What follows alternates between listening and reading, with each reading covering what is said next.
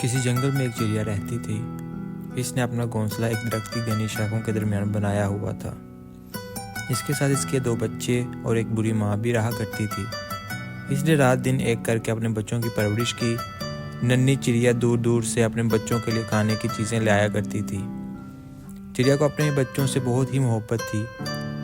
वो दिन के वक्त अपने बच्चों को घर से बाहर निकलने नहीं देती थी और रात को अपने पैरों पर छुपा कर रखती थी।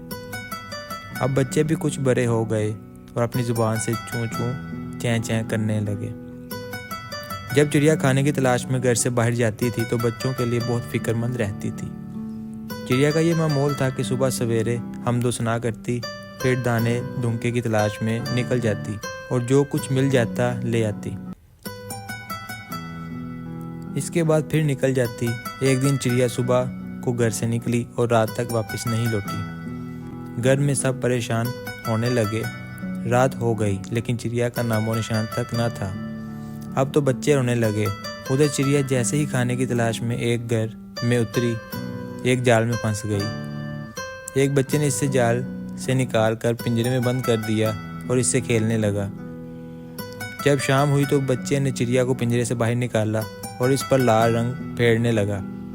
जब चिड़िया का जिस्म लाल हो गया तो इसने चिड़िया को छोड़ दिया। चिड़िया ने आज़ाद होते ही अल्लाह का शुक्र अदा किया, लेकिन अब तो रात हो चुकी थी। इसलिए इसने रात एक बाग में गुजारी और सुबह सवेरे घर की तरफ चली। लेकिन यहाँ तो माजरा ही कुछ और था। जब वो अपने घर में दाखिल हुई तो बच्चे इसे देखकर डरने लगे। चिड़िया ने लाख समझाना चाहा, लेकिन किसी ने इसकी ना सुनी। फिर साथ पड़ोस से एक चिड़िया ने इसे धक्के देकर घर से बाहर निकाल दिया। चिड़िया ज़ारों के तार रोने लगी।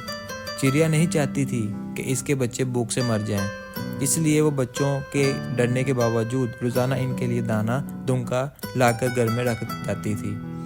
एक दिन जब वो जंगल की तरफ दाने की तलाश में जा रही थी तो इसकी मुलाकात एक परी से हुई। चिड़िया को देखकर परी ने कहा, बहन चिड़िया, तुम बहुत परेशान और दुखी नज़र आ रही हो। चिड़िया ने सारा माजरा कहकर सुना दिया। किस्सा सुनकर परी ने कहा, सुबह उठकर सूरज से अपना हाल बयान करना, वो ज़रूर तुम्हारी मदद करेगा।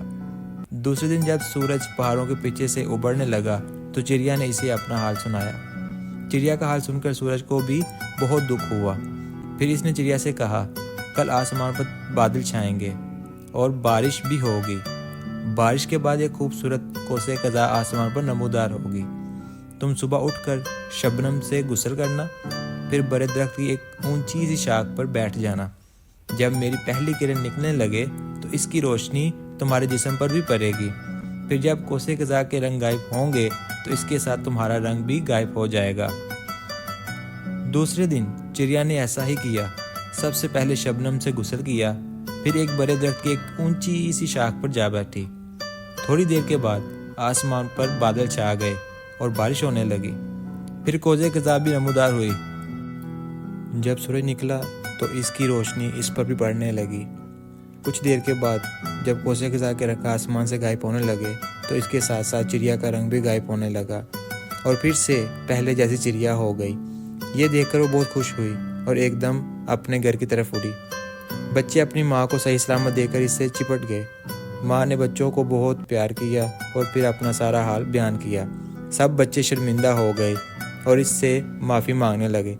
चिड़िया ने सबको माफ़ कर दिया और फिर वो पहले की तरह हंसी खुशी रहने लगे।